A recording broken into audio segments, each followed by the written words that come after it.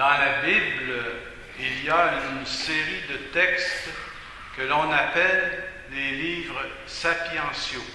Sapiens, ça veut dire sage, donc des livres de sagesse, de réflexion, de discussion aussi. Alors ces livres regroupent des réflexions, des maximes, des proverbes, des pensées, des méditations, toutes sortes de choses sur l'existence humaine, la grandeur et la faiblesse de l'homme, la vanité du pouvoir et de l'argent. Et on y retrouve aussi des textes de personnages. Coëlette, qui est un genre de bonhomme qui s'interroge beaucoup sur la vie, la mort, la souffrance. Alors, on trouve ça dans la Bible. Il y a des longues discussions aussi de Job avec ses trois amis. Puis là, ils discutent sur toutes sortes de choses. C'est à la fois une discussion sur Dieu, sur tout ça, mais aussi une discussion sur des choses un peu compliquées, un peu philosophiques. Alors Job, il essaie de faire dire à ses amis tout ce qu'il pense sur ces sujets-là. Alors, il y a aussi le très beau cantique du Cantique, qui est un cantique d'amour. L'amour est décrit un peu, on pourrait même dire un peu osé dans l'Ancien Testament. Mais c'est pas ça, c'est une fille qui cherche son amant et qui le cherche et qui le cherche et qui le trouve des fois, qui ne le retrouve pas le lendemain. Un peu comme nous autres, dans nos amours, on peut être des fois un peu variable selon l'humeur des personnes en cause. Alors, c'est grand, il y en a beaucoup. Hein? Il y a les psaumes d'abord, dans les écrits de sagesse, mais il y a aussi beaucoup d'autres textes dont je viens de vous parler. Si vous voulez trouver ça dans une Bible, c'est très facile. Je vous donne un truc. Une Bible, pas seulement le Nouveau Testament, là, une Bible complète. Prenez votre Bible, puis ouvrez-la au milieu, comme ça. Vous allez arriver directement dans les psaumes, puis un coup, vous êtes dans les psaumes, vous allez voir la sagesse, les proverbes, tout ça, là, le cantique des cantiques et tout. Alors, prenez votre Bible, prenez à peu près le milieu, là, puis vous l'ouvrez, vous tombez en plein dans les textes de la sagesse. Autrement, des fois, on feuillette toute la Bible avant de trouver le livre des proverbes. Ça va, ça, cette affaire-là. Alors, c'est un truc bien simple.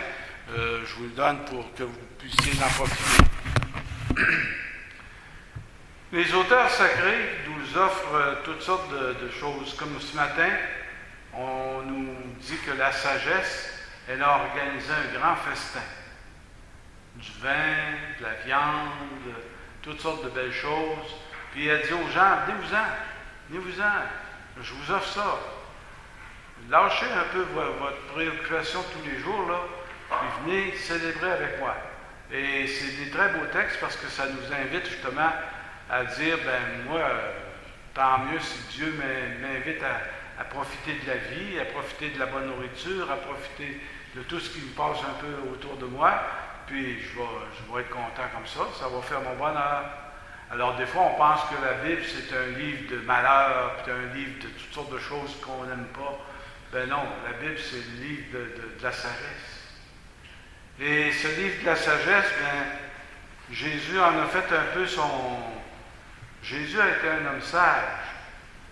Il s'est révélé lui-même comme une sorte de sagesse. Et d'ailleurs, quand on lit le Nouveau Testament, surtout, on s'aperçoit qu'il y a beaucoup de petites phrases dont on se souvient. Hein? Si tu veux si tu vas offrir ton offrande à l'autel, va d'abord te réconcilier avec ton frère. Tu ne peux pas te réconcilier avec ton frère, puis ensuite retomber. Non, il faut que tu fasses ça. On va dire aussi des phrases comme « aime ton prochain comme toi-même ». Il y en a beaucoup de phrases de même. La Bible, c'est un trésor qu'on garde précieusement. Puis on pourrait en citer là, des tonnes et des tonnes. Alors, c'est la Bible. D'ailleurs, Jésus, dans un de ses premiers pèlerinages, même je pense que c'est son premier pèlerinage, à l'âge de 12 ans, Jésus a été retrouvé par Joseph et Marie après 3 jours. Il a commencé à paniquer pas mal. Perdre un enfant dans une foule comme il y avait à Jérusalem pour la fête de Pâques, c'était quelque chose. Alors, lors de son premier pèlerinage à Jérusalem, âgé seulement de 12 ans, Jésus discute avec les maîtres religieux dans le temple. Et ces derniers s'extasient sur l'intelligence et la sagesse de ses propos. Jésus il a vraiment donné aux chefs religieux du temps une sorte de leçon de religion, de bonté et tout. Et un jour, les scribes et les chefs religieux envoient des soldats romains pour arrêter Jésus. Ces derniers reviennent bredouilles. Jamais un homme n'a parlé comme cet homme. Dans la Bible, dans le Nouveau Testament. Une autre fois, un jour de sabbat, Jésus descendit à Capharnaüm. Il enseignait dans la synagogue et on était frappé de son enseignement parce que sa parole était pleine d'autorité. Alors, je vous donne juste ces 3 exemples-là, mais il y en aurait beaucoup d'autres à prendre. Jésus, c'est un homme de sagesse. Jamais Jésus a prôné la guerre, la division, non, jamais. Il a toujours dit, soyez bons pour votre prochain, soyez croyants en Dieu, marchez avec moi, je suis votre maître. Et je pense que c'est ça qu'on doit retenir dans ces textes-là ce matin. Il ne faut pas être insensé, puis ça, comme Saint Paul dit, hein? Saint Paul nous dit des belles phrases ce matin. Ne vous conduisez pas comme les païens qui se laissent guider par le néant de leurs pensées. Défaites-vous de votre conduite d'autrefois. Apprenez le pardon, le partage, la générosité. Laissez-vous renouveler par la transformation spirituelle de votre pensée.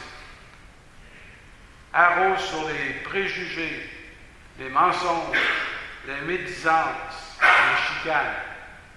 C'est très clair. Convertissez-vous, revêtez-vous de justice, de vérité et de bonté. Alors ça, c'est la Bible, le Nouveau Testament. C'est Jésus qui nous parle. Et ce Jésus, il dit, moi je suis un peu votre maître de sagesse. Venez avec moi, suivez-moi, et vous allez connaître le bonheur. Je pense que c'est ça qui est le plus important. Alors prenons quelques instants de silence et demandons au Seigneur d'être notre maître de sagesse.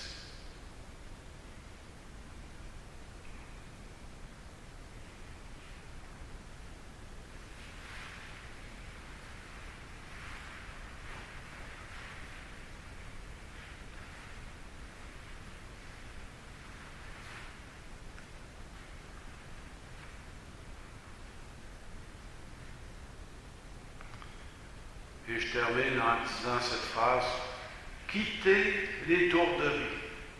J'ai appris un nouveau mot en préparant mon homélie, étourderie. On dit étourdi, mais étourderie, on ne voit pas ça souvent. Ça veut dire, étourderie, ça veut dire quelqu'un qui ne pense pas à ce qu'il fait. Il est étourdi. Et on l'a ici, là. Quittez l'étourderie. Prenez le chemin de l'intelligence. Ne soyez donc pas des insensés. Comprenez bien quelle est la volonté du Seigneur. Alors ça en est une autre phrase qui est très belle. Et ces écrits sont de très beaux textes qui pourraient tenir lieu de belles lectures de vacances. Prenez votre Bible, ouvrez-la au milieu, regardez un peu les textes qui sont là, puis lisez-le. Vous allez avoir une très belle lecture du temps qu'on vit présentement. Ne vivez pas comme des fous, mais comme des sages. Tirez parti du temps présent, car nous traversons des jours mauvais. Ça ressemble quasiment à nos journaux. Quasiment ça. C'est même ça. Ne vivez pas comme des fous, mais comme des sages. Tirez parti du temps présent, car nous traversons des jours mauvais. Moi, je vous souhaite pas des jours mauvais. Je vous souhaite des jours d'intelligence, de pardon, de bonté, d'optimisme aussi. Des fois, on est pessimiste. On dit, ah, ça va bien. En tout cas, il y a un domaine où on ne peut pas chialer cette année, c'est que l'été est beau. bel été. Profitez-en. C'est ça que je vous souhaite. Au nom du Père, du Fils et du Saint-Esprit. Amen.